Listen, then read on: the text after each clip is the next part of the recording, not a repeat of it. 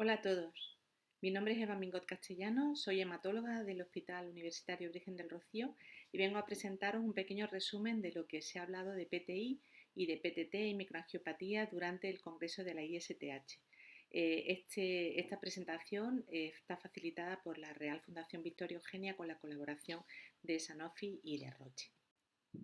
Básicamente en PTI lo que se ha hecho son revisiones generales de lo que ya sabemos de las guías, tanto en adultos como en niños, y se ha comentado en simposios satélites sobre todo por los mecanismos de acción de los nuevos fármacos. Pero realmente nuevo ha habido poco. Yo os destaco un póster relacionado con niños y otro con adultos. El de los niños es el trabajo presentado por un grupo español encabezado por el doctor Rubén Berrueco, en el que plantean cómo se ha hecho el tapering de análogos de la trombopoyetina, concretamente 4 pacientes con romiplastin y 6 pacientes tratados con el trombopac en población pediátrica. En un total de estos 10 pacientes, con un seguimiento de una mediana de 24 meses, han logrado 8 de los 10, es decir, un 80%, hacer el tapering y la suspensión del fármaco, y en 2 de ellos no se ha logrado. De estos 2 pacientes se reintrodujo el análogo y se respondió perfectamente sin ningún tipo de problema o en la respuesta para los niños. Hay 3 pacientes que han conseguido el tapering, aunque inicialmente hicieron una bajada de las cifras de plaquetas que se recuperó posteriormente. Por otro lado, tenemos este trabajo del grupo inglés respecto a población anciana. En él lo que plantean es que del total de su serie prácticamente un 12% son sujetos de edad avanzada, de más de 60 años. Estos pacientes, cuando empiezan con análogo hace aproximadamente 2 años que se ha hecho el diagnóstico, tienen más de 3 líneas de tratamiento y alcanzan la respuesta en más del 70% de los casos, y esta se mantiene a 12 meses vista. Es importante resaltar que hasta el 50% tienen factores de riesgo vascular asociados y que reducen casi un 60% la incidencia de cuadros hemorrágicos. Se reduce prácticamente 5 veces los procesos isquémicos, probablemente porque al responder al tratamiento se está administrando el tratamiento antiagregante adecuado y no hay cambios en la incidencia de fenómenos de trombosis de origen venoso. Respecto a otra información relevante, pues el planteamiento que hace el doctor Ganima respecto a calidad de vida, que lo que describe es el trabajo de el iWish, donde quizás lo más relevante es plantear que lo que le interesa sobre todo a los pacientes es tener una cifra de plaquetas segura, reducir la probabilidad de tener un cuadro hemorrágico, sentirse con más energía, mejorar su calidad de vida, mientras que lo que principalmente plantea a los facultativos que tratan a estos pacientes es evitar que haya recaídas y que tengan una mejor calidad de vida. También me parece interesante por parte de la doctora Gersteiden del grupo de Seattle en Washington una revisión que hizo de trombocitopenia inmune en el contexto de la vacunación por COVID. En ella lo que plantea es que en la población general el riesgo de desarrollar un cuadro de una trombocitopenia inmune por parte de vacunas que sean mRNA es de 1,4 veces, mientras que la probabilidad de recaída en sujetos con PTI llega casi a 6 veces el riesgo de una situación basal de un paciente con PTI. Hasta un 30% de estos pacientes, si bien no tienen bajadas importantes de la cifra de plaquetas, pero sí se produce un descenso. Respecto a segundas dosis, ¿qué hacer con ellos? Pues en un sujeto en el que no haya habido una bajada de las cifras de plaquetas en la primera dosis, el riesgo de que la haya en la segunda la establecen aproximadamente en un 20%, mientras que si ha habido incidentes con la primera dosis, pues en un 40% de los casos puede haber incidentes con la segunda vacuna y que haya una bajada de la cifra de plaquetas. Y me pareció especialmente interesante los datos que presentaron sobre pacientes en general con patología reumática tratadas con rituximab. Se plantean varias cosas interesantes, y es que lo publicado hasta el momento en un grupo de 30 pacientes es que en los sujetos que reciben rituximab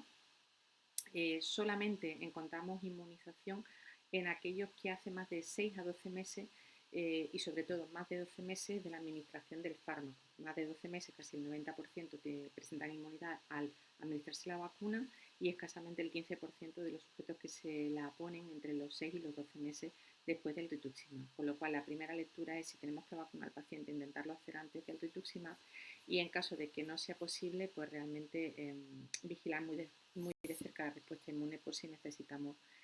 tomar algún tipo de medida preventiva en estos sujetos. Respecto a PTT, sí hay mucho movimiento, tanto desde el punto de vista como actual fármaco, qué evidencias hay en vida real y sobre todo me parece muy relevante la estandarización de la medida de la DANS13 y del inhibidor.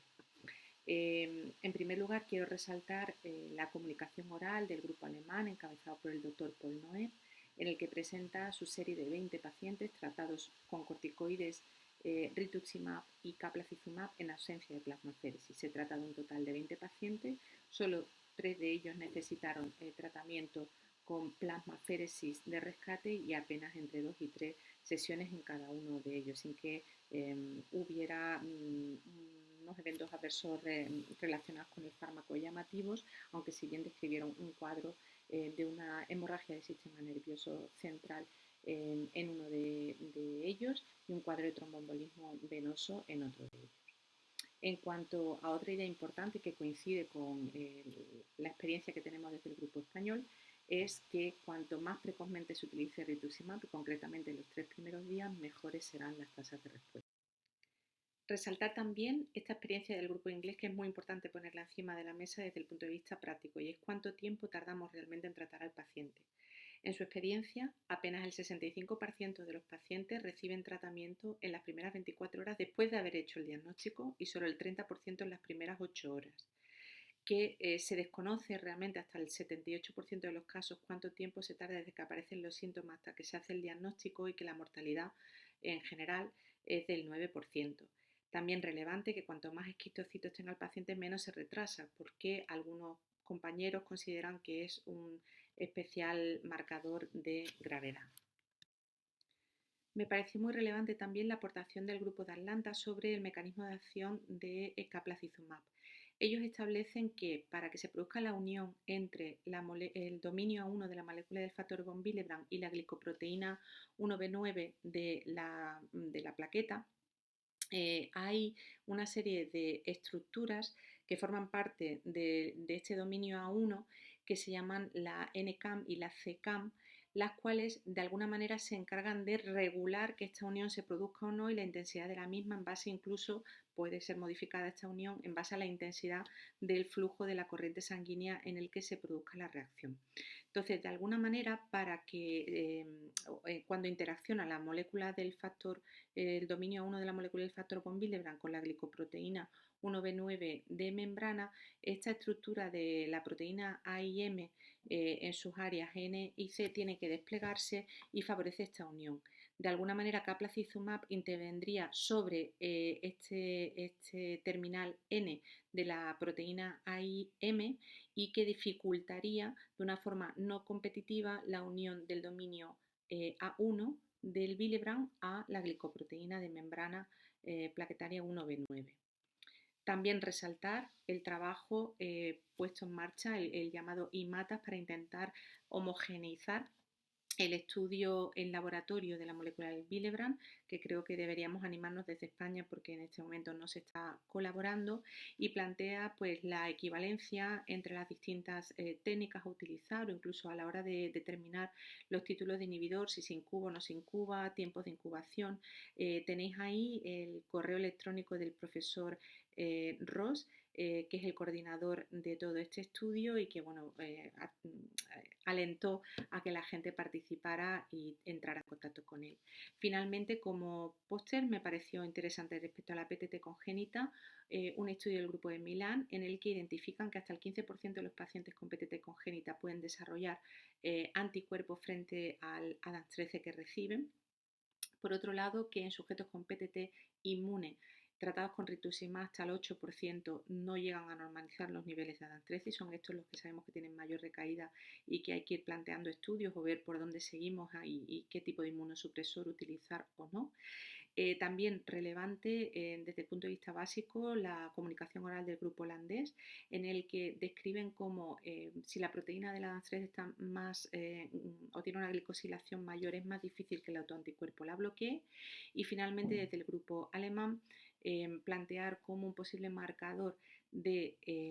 riesgo de recaída el aumento de los multímeros de alto peso molecular en sujetos con PTT inmune. Espero que os haya sido de utilidad y nos vemos pronto. Un saludo.